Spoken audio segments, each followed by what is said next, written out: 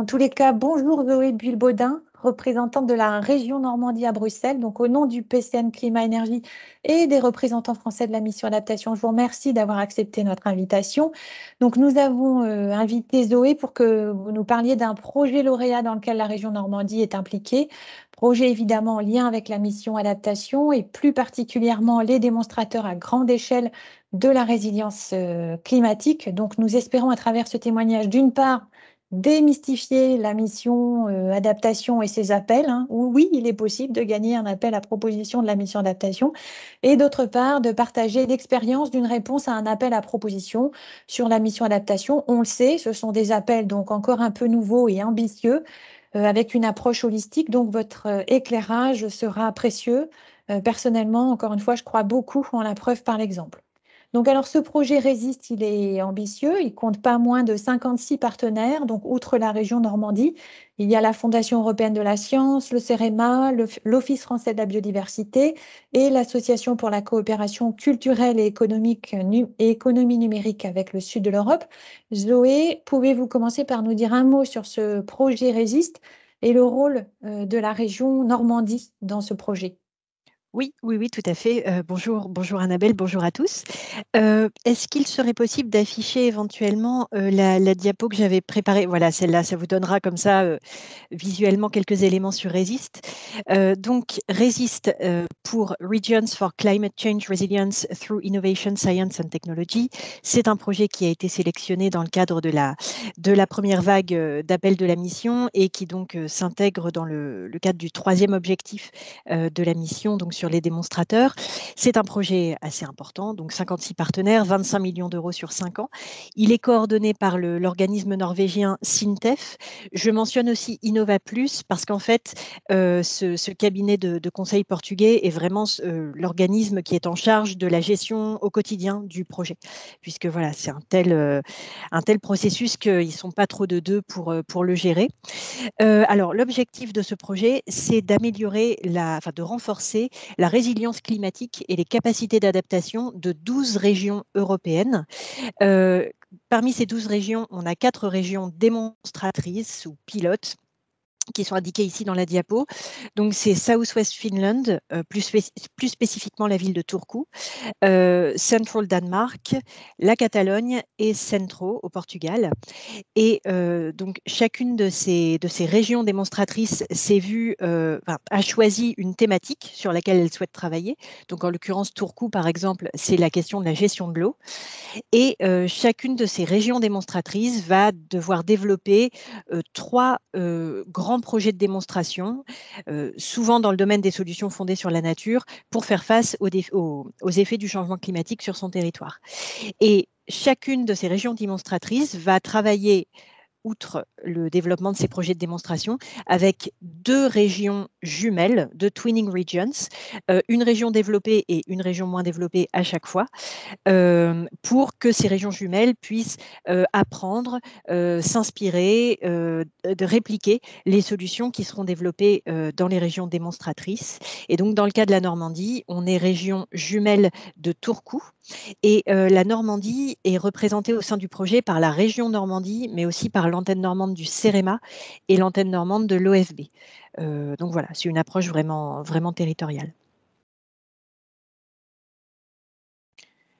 Annabelle, je pense que Pardon, votre oui, micro, pardon. voilà. Zoé, est-ce que vous pouvez nous dire un mot sur la façon dont le consortium s'est constitué? On sait que souvent, c'est une des premières difficultés que rencontrent les déposants et avec toutes les conditions qu'implique un projet européen. Donc, est-ce que dans la mission adaptation et dans le cadre de cet appel, ça a été une difficulté supplémentaire? Comment est-ce que vous avez procédé pour trouver un consortium? Comment ça s'est fait? Alors, tout est parti d'un consortium qui s'était monté initialement pour répondre à l'appel Green Deal d'Horizon 2020, qui a été mentionné au début du webinaire. Donc, les acteurs se sont mis ensemble. Nous, la région Normandie, on faisait déjà partie de ce premier consortium via le réseau ERIN, le réseau des régions européennes pour la recherche et l'innovation, que vous connaissez peut-être et dont la région Normandie est membre. Et donc, ce consortium avait monté un projet, s'était positionné sur l'appel Green Deal, le projet n'avait pas été retenu et les membres de ce consortium se sont remobilisés pour se positionner sur les premiers appels de la mission. Le consortium a été élargi. À la base, la Normandie ne devait pas en faire partie, mais puisqu'une autre région française s'est désistée, on a pris sa place. Et voilà, et le consortium a été retenu. Donc, du coup, importance dans notre cas du réseau européen ERIN qui nous a permis de mettre le pied dans la porte.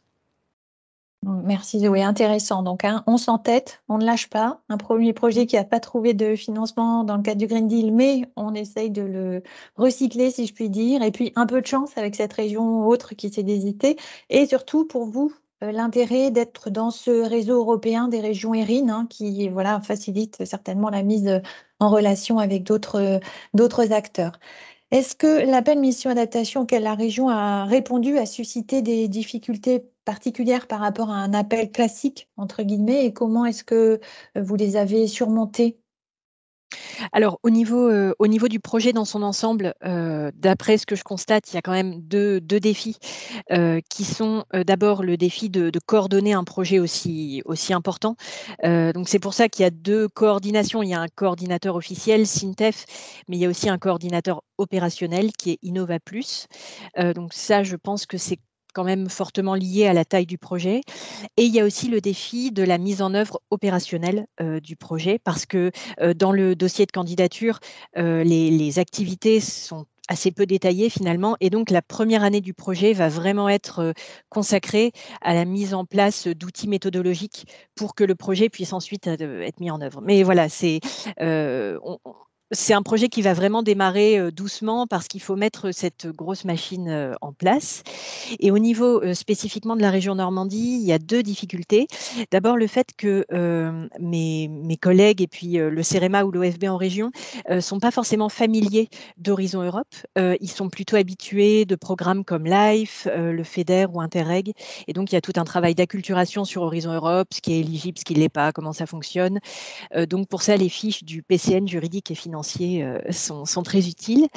Et le deuxième défi pour la Normandie, c'est de s'y retrouver dans un projet aussi gros, faire valoir les priorités régionales. Là, on travaille avec Tourcoux sur la gestion de l'eau, mais il y a d'autres volets qui nous intéressent, notamment sur le littoral. Donc voilà, arriver à suivre, arriver à être un peu partout dans le projet, tout en ayant la contribution la plus pertinente possible. Et à noter que le projet va permettre à la région de recruter un chargé de mission, un ou une chargée de mission, ce qui va vraiment nous permettre d'être actifs et de bien suivre pendant 5 ans la mise en œuvre du projet. Merci Zoé.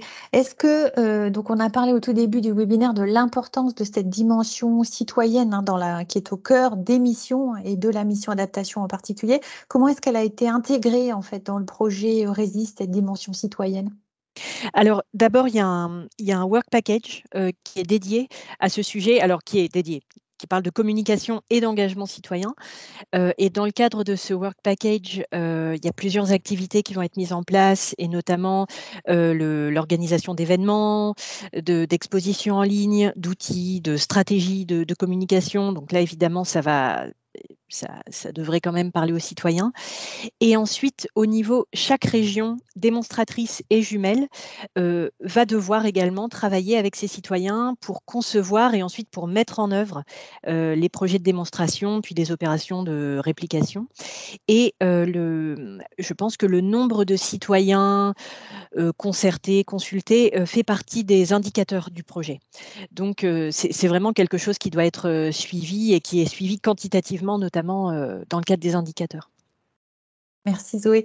Est-ce que vous auriez, dernier point, un conseil pour les futurs acteurs français souhaitant déposer un projet dans le cadre de la mission adaptation?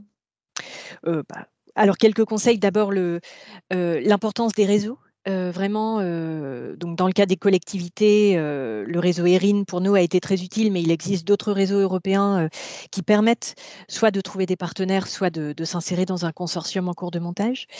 Et après, dans le cas évidemment des académiques et des acteurs industriels, il existe d'autres réseaux qui sont aussi très utiles pour ça. L'importance de participer aux activités de la mission. Vous avez mentionné la charte, ça c'est plutôt pour les collectivités, mais bientôt la commission va lancer une communauté de pratique de la mission. Donc voilà, ça ne demande pas beaucoup d'énergie et en même temps, ça permet quand même de se tenir au courant et d'être identifié par la commission. Et puis, pour les acteurs industriels et académiques surtout, n'hésitez pas à travailler avec les collectivités avec lesquelles vous travaillez d'habitude. N'hésitez pas à vous positionner sur ce type d'appel, parce que souvent les collectivités souhaitent se positionner dans ce type d'appel pour être territoire de démonstration, et c'est ce qu'attend la commission. Donc du coup, voilà, n'hésitez pas à vous rapprocher de vos collectivités pour vous positionner sur ces appels. Bien, Zoé, merci vraiment au nom du PCN et des RCP de votre témoignage, de votre éclairage qui, je l'espère, aura été précieux pour vous tous. En fait, je pense et j'espère que les territoires ainsi que tous les acteurs privés, publics de la RI, les communautés sont prêtes maintenant à franchir le cap des appels de la mission adaptation. Merci beaucoup.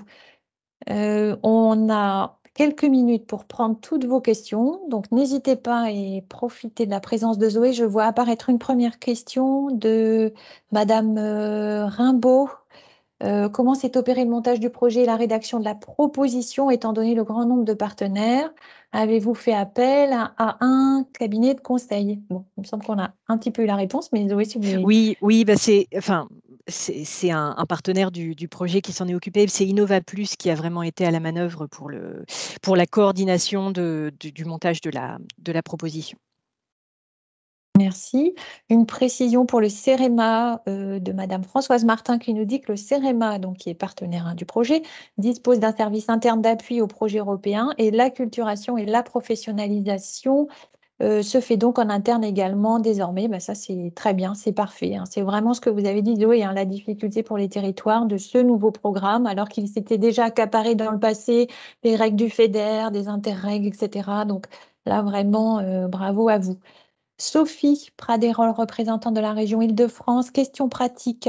Dans la région Normandie, qui participe aux événements de mission? Équipe Europe, direction experte et deux. Donc là, on a un langage d'expert de région à région.